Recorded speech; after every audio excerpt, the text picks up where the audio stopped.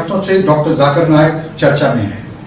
Dhaka bakery के attack में एक उग्रवादी ने कहा कि वो इनकी तकरीरों से प्रेरणा लेते हैं। इन सब पर चर्चा करने के लिए हमारे साथ हैं डॉक्टर जाकिर नायक। एक महत्वपूर्ण बात यह भी है कि पहली बार है कि डॉक्टर जाकिर नायक किसी भी चैनल को इन हादसों के बाद, इस कंट्रोवर्सी के बाद इंटरव्यू दे रहे हैं। नायक साहब, आपको इस बात का मुझे लगता है एहसास होगा कि हिंदुस्तान में आपको लेके एक बड़ा बवाल मच गया है।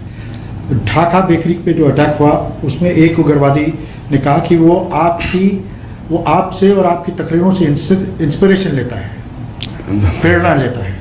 इस इंटरव्यू के पहले मैं कहना चाहता हूँ कि अक्सर मैं तकरीर करता हूँ अंग्रेज़ी में और मेरी तालीम पूरी अंग्रेज़ी में हुई, तो उर्दू और हिंदी पे इतनी महारत नहीं है, तो अगर इसमें कुछ गलतियाँ होंगी तो उसके लिए माफ़ी चाहता हूँ। जहाँ तक कि आपने कहा कि एक ढाका के टेररिस्ट में से इंस्पायर हुआ, उसके बारे में क्या कहना चाहता हूँ मैं। जहाँ तक कि ये एक आर्टिकल आया था, 1 जुलाई को अटैक हुआ था ढाका में, और 3 जुलाई को एक आर्टिकल आया था डेली स्टार के अंदर कि चंद टेररिस्ट आतंकवादियों ने हमला करके 20 से ज़्यादा की हत्या की।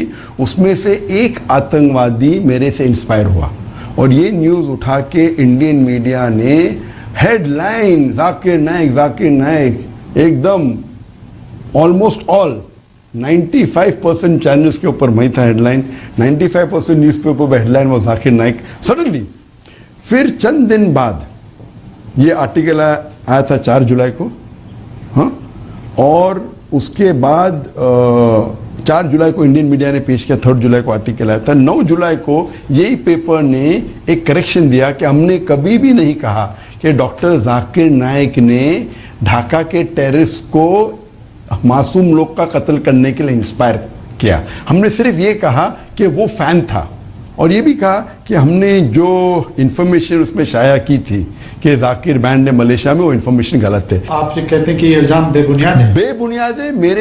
मेरे 2000 से ज़्यादा पब्लिक लेक्चर है, मैं 20 साल से ज़्यादा लेक्चर दे रहा हूँ। इसमें मैं हज़ारों बार कह चुका हूँ अनइक्विवोकली, अनएम्बिगुअसली, साफ अल्फाजों में कि एक भी बेगुनाह का कत्ल करना इस्लाम में हराम है। और कुरान की आयत है सूरह माइदा की सूरह नंबर 5 आयत नंबर 32 में कि अगर कोई भी इंसान एक दूसरे बेगुनाह इंसान का कत्ल करता है, चाहे मुस्लिम या गैर मुस्लिम हो, वो गोया कि ऐसे है कि सारे इंसानियत का कत्ल कर रहा है। और अगर कोई भी एक बेगुनाह को बचाता है तो वो सारे इंसानियत को बचाता है। तो मैं कैसे कह सकता हूँ, ये मीडिया जो दिखा रही है अक्सर मेजॉरिटी टाइम पे वो आउट ऑफ कॉन्टेक्स्ट है, बहुत से बार हाफ स्टेटमेंट है, और कुछ बार डॉक्टर्ड है, डॉक्टर्ड क्लिप यूट्यूब से उठा रहे। तो ये डॉक्टर्ड है जो तकरीर है, क्या ये भी डॉक्टर्ड है कि आपने ये कहा था कि अमेरिका के खिलाफ अगर आप? बिल्कुल सही डॉक्टर्ड है। पहला चीज नंबर 1, ओसामा बिन लादेन की आपने तारीफ की थी, ये भी डॉक्टर? कभी भी तारीफ नहीं किया। एक मुझे बताओ, मैं चैलेंज करता हूं, आप दिखा सकते मुझे? आप दिखा सकते हैं? आप दिखा सकते हैं मुझे? यहाँ तो मेरे पास नहीं है। तो आप जब वो इल्जाम लगा रहे मुझ पे, हमारे चैनल इंडिया में तो मीडिया में चल रहा है, लेकिन आप जर्नलिस्ट है ना, पूछने के पहले तहकीक करो। कुरान की आयत है सूरह हुजुरात चैप्टर 49 वर्स नंबर 6। अगर कोई भी एक फासिक आपको कोई भी इंफॉर्मेशन देता है, उसकी तहकीक करो दूसरे तक पहुंचाने के पहले। तो ये कहना बिना तहकीक करके इस्लाम में गुनाह है। तो बुनियादी हक है। सवाल नहीं लगा रहा हूं, मैं आपसे सवाल पूछ। अभी आप सवाल पूछे, पहले इल्जाम लगा रहे थे। अभी सवाल पूछने का तरीका अलग होता है, इल्जाम लगाने का तरीका अलग होता है। आप जो जोश में सुसाइड बॉम्बर्स को कभी भी सुसाइड बॉम्बिंग वे innocent people are killed in terrorist attack, मैंने 1000 बार कह चुका हूं, इट इज प्रोहिबिटेड। कोई भी सुसाइड बॉम्बिंग में अगर एक भी बेगुनाह इंसान मारा जाता है, ये बड़ा गुनाह है। इस्लाम में दूसरे नंबर पे आता है, शिर्क के बाद सबसे बड़ा गुनाह शिर्क के बाद इस्लाम में है बेगुनाह का कत्ल करना, चाहे वो मुस्लिम या गैर मुस्लिम हो। ये मीडिया क्या कर रही है, आधा सेंटेंस उठा के बोलते है, पूरा सेंटेंस दिखाओ। मैं चैलेंज करता हूं तुम्हारे एक भी फेमस मीडिया को, मेरा पूरा लेक्चर दिखाओ मैं आपसे ये कहता हूं कि मेरे अल्हम्दुलिल्लाह 20 करोड़ से ज़्यादा देखने वाले सिर्फ पीस टीवी में, पीस टीवी पे सिर्फ मुशाहिदीन है देखने वाले 20 करोड़। मेरे फेसबुक पे 14 लाख 140 लाख 1 करोड़ 40 लाख सिर्फ फैंस है।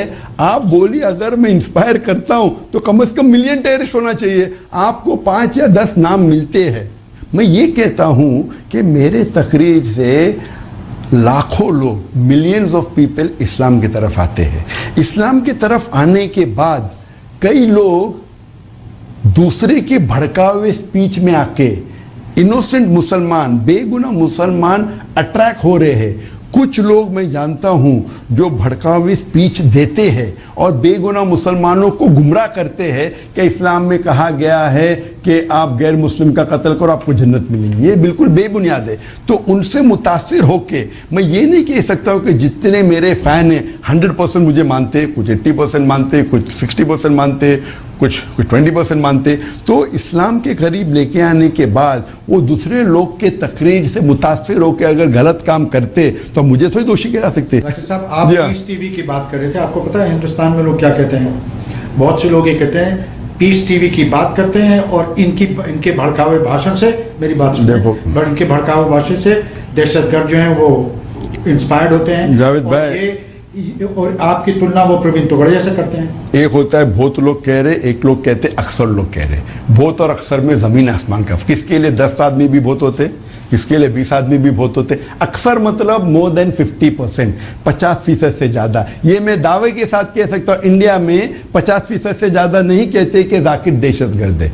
ये मैं मानता हूं कि इंडियन मीडिया जो अभी जो ट्रायल करे बेबुनियाद, विदाउट एनी। और अगर मेरी तुलना कर रहे प्रवीण तोगड़, ऐसे काम कीजिए ना, आपकी आज तक पे, आपके इंडिया टुडे पे आप मेरे 1 घंटे का लेक्चर दिखाइए और प्रवीण तोगड़ 1 घंटे का लेक्चर दिखाइए और खाली voting low. Who is spreading hate बताइए। चैलेंज करता हूं मैं आज तक को, इंडिया टुडे को, बाकी कोई भी चैनल को, क्या भड़कावी स्पीच मैं ही देता हूं? हाँ, प्रवीण तोगड़ की आपको मैं तो देखा नहीं उसकी स्पीचेस, बाकी लोग जो बोलते दूंगा मैं आपको। आप मेरी कोई भी स्पीच चलाओ, पूरी स्पीच चलाओ 100% विदाउट एडिटिंग और फिर voting low. Hashtag who is the terrorist करो। दम है तो इसको बोलते दम। प्रॉब्लम है क्या? इंडियन मीडिया, कुछ मीडिया है जो अच्छे है, कुछ मीडिया बिल्कुल है।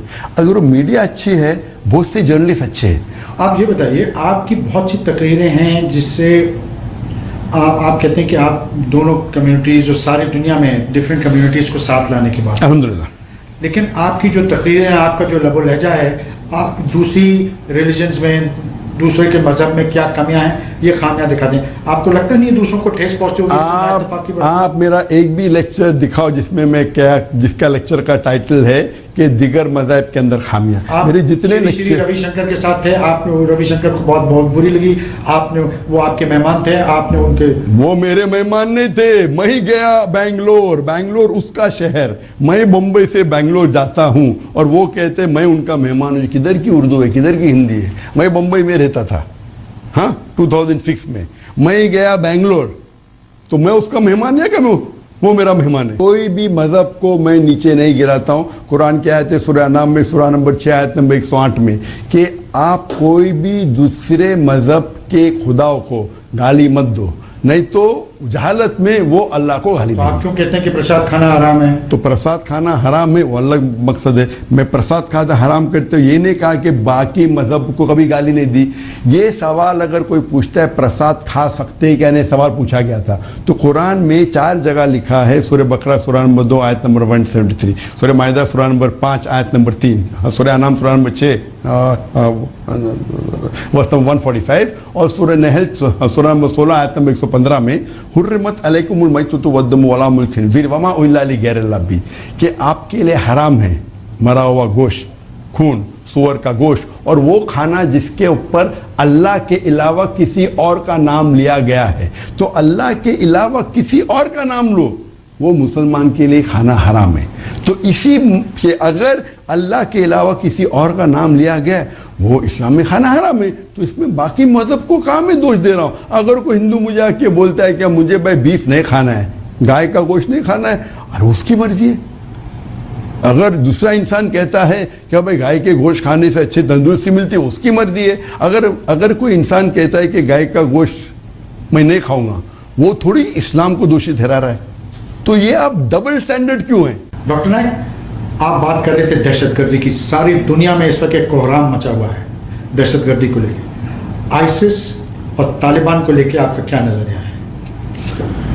जहाँ तक कि दहशतगर्दी का सवाल है, मैंने हज़ारों बार कह चुका हूँ कि इस्लाम में सूरह माइदा सूरह 5 आयत नंबर 32 के आयत के हिसाब से अगर कोई भी इंसान दूसरे इंसान का कत्ल करता है, कोई भी बेगुनाह इंसान का कत्ल करता है, चाहे वो मुस्लिम या गैर मुस्लिम हो, वो गोया के सारे इंसानियत का कत्ल कर रहा है। तो बेगुनाह इंसान का कत्ल करना हराम है। जितने भी दहशतगर्द अटैक्स हुए दुनिया में जिसमें बेगुनाह लोग मारे गए या बेगुनाह लोग इंजर्ड हुए, ये इस्लाम के मुताबिक हराम है। मैं इसे कंडेम करता हूँ। जो फ्रांस में और जो और जगहों पर हो रहा जी, जहाँ मासूम अरे भाई मैं बोल चुका हूँ, जिधर भी, चाहे फ्रांस में हो, चाहे ढाका में हो, चाहे न्यूयॉर्क में हो, चाहे बम्बई में हो, चाहे लंदन में हो, और मैं कंडेम कर चुका हूँ। मैं कंडेम कर चुका हूँ 9/11 जहाँ 3000 अमेरिकन मारे गए, वो मैं कंडेम करता हूँ। लंदन में जहाँ 50 से ज़्यादा लंदन ट्यूब बॉम्ब में मारे गए, मैं कंडेम करता हूँ। बॉम्बे में 180 से ज़्यादा लोग मारे गए, मैं कंडेम करता हूँ। लेकिन जो बेगुनाह हज़ारों लोग अफगानिस्तान में मारे गए, इराक में, पैलेस्टाइन में, उसको भी कंडेम करता हूँ। आपने कहा आईसिस की मेरी क्या ख्याल है? मैं कहता हूँ, अगर मैं कहूँगा कि मैं अमेरिका का प्रेसिडेंट हूँ, आप अपने चैनल पे कहेंगे कि मैंने अमेरिकन प्रेसिडेंट को इंटरव्यू लिया जद्दा में, आप तो नहीं कहेंगे। आप कहेंगे ये आदमी झूठ बोल रहा है, ये आदमी ल्यूनेटिक है। तो जब ये ऑर्गेनाइजेशन अपने आप को इस्लामिक स्टेट कहती है और बेगुनाह लोग को मारते, तो आप क्यों बोलते इस्लामिक स्टेट? मैं कहता हूँ मीडिया अनजाने में या अनजाने में ये नाम इस्लामिक स्टेट दिया गया है मुसलमानों के दुश्मनों ने, इस्लाम के दुश्मनों ने ये लक़ब दिया। मैं कहता हूँ मुसलमानों से, मैं कहता हूँ मुस्लिम मीडिया से, मैं कहता हूँ आम मीडिया से, आप इन्हें इस्लामिक स्टेट मत कहो, एंटी इस्लामिक स्टेट कहो।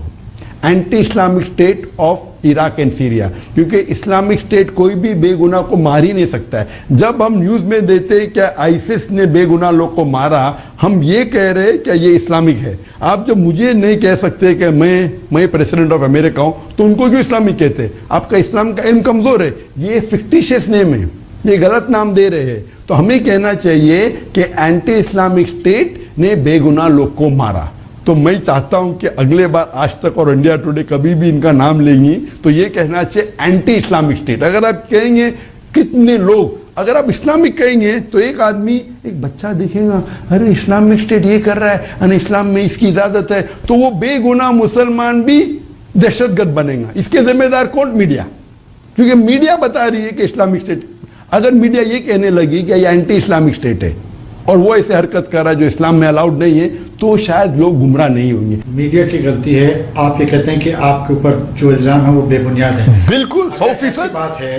तो हम जद्दा में ये इंटरव्यू क्यों कर रहे हैं? आप हिंदुस्तान वापस आइए। हिंदुस्तान, आप हिंदुस्तानी, हिंदुस्तानी पासपोर्ट होल्ड करते हैं, आप हिंदुस्तानी पासपोर्ट आइए, हिंदुस्तान आइए। अगर आपको डर नहीं है वहाँ, आपको शायद पता नहीं कि मैं नॉन रेसिडेंट इंडियन हूँ। NRI जैसा लफ्ज आप जानते हैं? नॉन रेसिडेंट, मेरे पास रेसिडेंट परमिट है सऊदी अरेबिया का और यूएई का और कई कंट्री का। अक्सर, आज ने कई सालों से अक्सर मैं इंडिया के बाहर रहता हूँ। फिर भी जब मुझे पता चला कि इंडिया मीडिया मैलाइन कर रही है, मैंने कहा अच्छा मैं 1.5 दिन के लिए आऊँगा, 11 तारीख को आऊँगा, 12 तारीख को प्रेस कॉन्फ्रेंस दूंगा, फिर वापस मेरे काम पे वापस आ जाऊँगा। लेकिन हमको हॉल नहीं मिला, बुकिंग किए, कैंसिल कर दिए, सेकेंड हॉल के कैंसिल किए, 4 स्टार ने, उनको प्रेशर आ गया, तो मैंने मदीना के जरिए मैंने स्काइप के ऊपर लाइव इंटरव्यू लिया। उधर 100 लोग थे, तकरीबन 60-70 मीडिया थे। आपको गवर्नमेंट की किसी भी एजेंसी ने तलब किया है? क्या किसी ने कोई आपकी इंक्वायरी की है? मुझे, और अगर जरूरत पड़ी तो क्या आप भारत आने पे और सवालों का जवाब देने पे तैयार हैं? मैं मीडिया ट्रायल के लिए आने के लिए बेबुनियाद समझता हूँ, लेकिन अगर अब आज तक के कोई भी ऑफिशियल इंडियन इन्वेस्टिगेशन एजेंसी ने लास्ट 2 हफ्ते में मुझे कांटेक्ट किया नहीं। और आपको ये कहना चाहता हूँ, मीडिया जो बुनियाद बेबुनियाद जाकिर वॉज इंटरोगेटेड, सब झूठे। मेरे पूरे जिंदगी में एक बार भी कोई भी इंडियन ऑफिशियल एजेंसी ने मुझे इंटरोगेट नहीं किया। एक बार सिर्फ गया था जब बेबुनियाद इल्जाम लगा था, बेल के लिए मैं कुल्ला पुलिस स्टेशन गया था। उसके अलावा मैं एक बार भी, मुझे एक भी गवर्नमेंट ऑफिशियल ने इंटरोगेट नहीं किया। वो अलग बात है, क्या मैं कई पुलिस कमिश्नर को मिला हूँ, जॉइंट कमिश्नर को मिला हूँ, एडिशनल कमिश्नर को मिला हूँ, एंटी टेररिज्म डिपार्टमेंट हेड को मिला हूँ, इंडिया में मिला हूँ, बाहर मिला हूँ, क्योंकि I am a public figure. मैंने इवन हैदराबाद में 2 बार तकरीर की, तो क्या टेररिस्ट को बुला रहे लोग तकरीर करने के लिए? तो इंडियन मीडिया अगर ये बेबुनियाद इल्ज़ाम लगा रही है, लेकिन अगर इंडियन गवर्नमेंट मेरे बारे में कोई भी सवाल मुझे पूछना चाहता हूं, मैं बिल्कुल तैयार हूं। I am ready to cooperate not only with Indian government, with any government agency in the world. अगर मेरे वजह से एक भी टेररिस्ट पकड़ा जा सकता हूं, मैं कोऑपरेट करने को तैयार हूं। डॉक्टर जाकिर नाइक जी, आपका इस जो प्रेजेंट सरकार है भारत की, उसके बारे में क्या नजरिया है?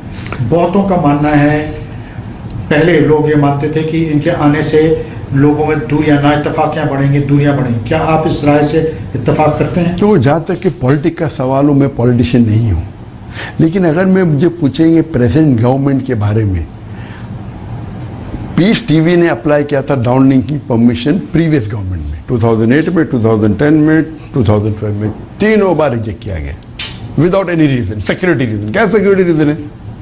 इस गवर्नमेंट मैं कहूँगा, जो पीस टीवी के ऑफिशियल्स है उनसे कहूँगा कि अभी ये प्रेजेंट गवर्नमेंट ने अप्लाई करो, मैं देखना चाहता हूँ। अगर ये प्रेजेंट गवर्नमेंट भी ऐसा करती, आज के तारीख में कई चैनल हिंदू, कितने 20-25 कितने चैनल जानता हूँ, हिंदू चैनल है, क्रिश्चियन चैनल है, एक भी मेन स्ट्रीम मुस्लिम चैनल नहीं। क्यों? ये आपसे पूछना चाहता हूँ। खाली ये बोलना सिक्योरिटी रीजन है। मैं चैलेंज करता हूँ, एक चीज बताओ, पीस टीवी के प्रोग्राम में, चाहे इंग्लिश चैनल हो, चाहे उर्दू हो, चाहे बंगला हो, चाहे चाइनीज हो, जिसके अंदर दहशतगर्दी फैला रहे, जिसके अंदर इंडिया को सिक्योरिटी प्रॉब्लम है, इतने कंट्री दुनिया में दिखा रहे, सिर्फ इंडिया को ही प्रॉब्लम है, एक कंट्री ने बैन नहीं की। अब इंडिया का प्रेशर आया तो बांग्लादेश ने बैन किया, अब भी चंद रोज पहले। इतने सैकड़ों कंट्री, 175 कंट्री से ज्यादा में पीस टीवी दिख रहा है, तो इंडियन गवर्नमेंट को क्या प्रॉब्लम है? प्रीवियस गवर्नमेंट ने रिजेक्ट किया, इस टाइम में इस गवर्नमेंट में कहूंगा पीस टीवी ऑफिशियल को अप्लाई करने के लिए, और देखूंगा। जहां तक के आपका सवाल है, जहां आपने पूछा था मुझे पहले क्या नरेंद्र मोदी के बारे में जी, क्या नरेंद्र मोदी के बारे में क्या राय है? जैसा मैंने कहा कि मैं पॉलिटिशियन नहीं हूँ, मैं पॉलिटिक्स के बारे में कम इल्म रखता हूँ, लेकिन जहाँ तक मैं जो कंपैरेटिव रिलीजन का स्टूडेंट हूँ, मैं तालिब इल्म हूँ, मैं ये कहना चाहता हूँ कि जितना भी मुझे इल्म है, मैं कोई भी प्राइम मिनिस्टर को, इंडिया के प्राइम मिनिस्टर को नहीं जानता हूं जो 2 साल में इतने मुसलमान मुल्कों का दौरा किया। 2 साल के अंदर गल्फ कंट्री, 6 गल्फ कंट्री में से 3 मेन गल्फ कंट्री को मिले। He met Saudi Arabia, Qatar, UAE, Pakistan, Afghanistan, Turkey, central Asia, इतने मुल्कों। तो अगर उनका ये मकसद है कि हम इंडिया और मुस्लिम कंट्री को करीब लेके आए, हम हिंदू और मुसलमान को करीब लेके आए, कम्युनल हमने बढ़ा, तो मैं उनके फेवर में हूँ। क्योंकि हम जानते हैं कि आज के तारीख में जो गिनती के अंदर मुसलमान नंबर 2 पे आता है, हिंदू नंबर 3 पे आता है। मुसलमान तकरीबन 1.8 बिलियन, यानी 1,800 करोड़, 1,800 करोड़ मुसलमान पूरे दुनिया में, और हिंदू भी तकरीबन 800 करोड़ है। तो 2 सेकेंड एंड थर्ड नंबर पे प्रैक्टिस मुसलमान सबसे 1 है। अगर ये 2 कम्युनिटी को साथ में लेके आने की कोशिश है तो मैं उनके फेवर में हूँ।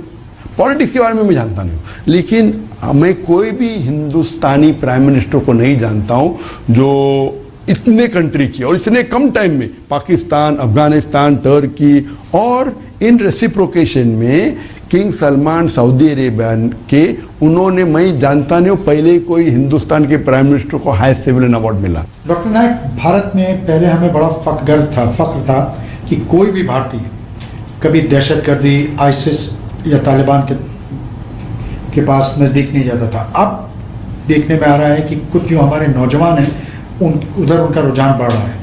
ऐसे लोगों के लिए, क्योंकि आप ये मानते हैं कि पीस टीवी करोड़ों लोग देखते हैं, ऐसे लोगों के लिए आपका क्या पैगाम है? आप क्या कहना चाहेंगे मुझे? कोई भी दहशतगर्दी ऑर्गेनाइजेशन में जुड़ना इस्लाम में हराम है। दहशतगर्दी, इस्लाम दहशतगर्दी से सैकड़ों मील दूर है।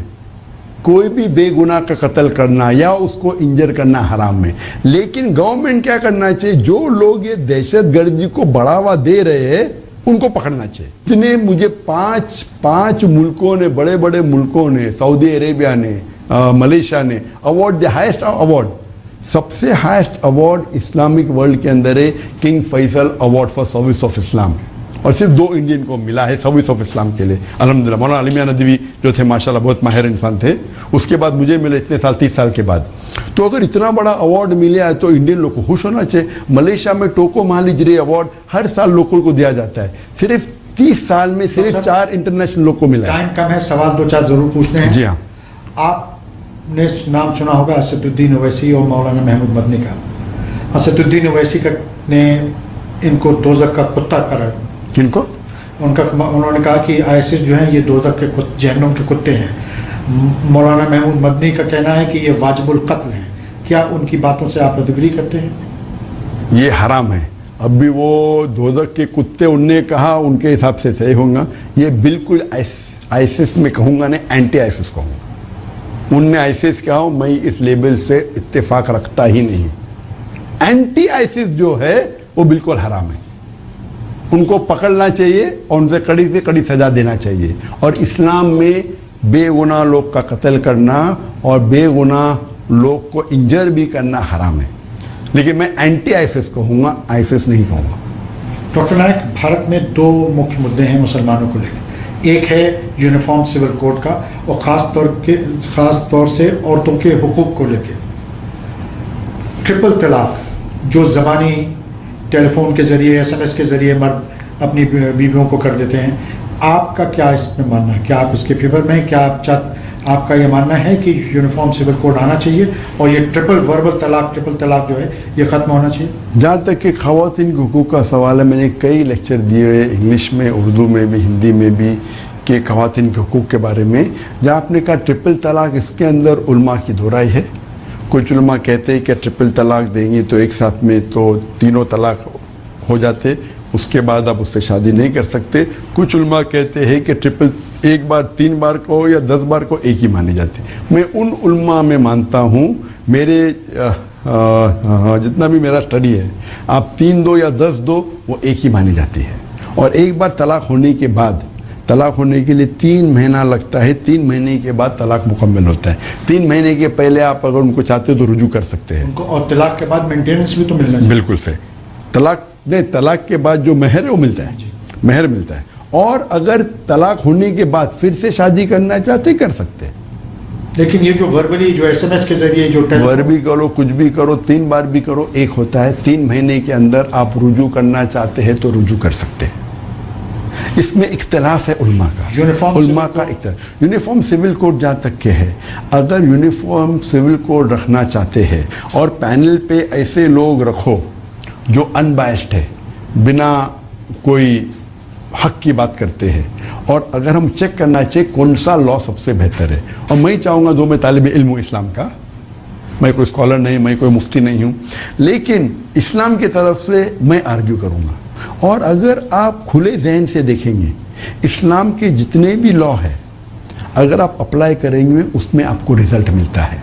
इसीलिए सबसे लीस्ट आप अमेरिका देखो, इतना एडवांस मुल्क है, सबसे ज़्यादा रेप कोई कंट्री में किसमें है? अमेरिका में।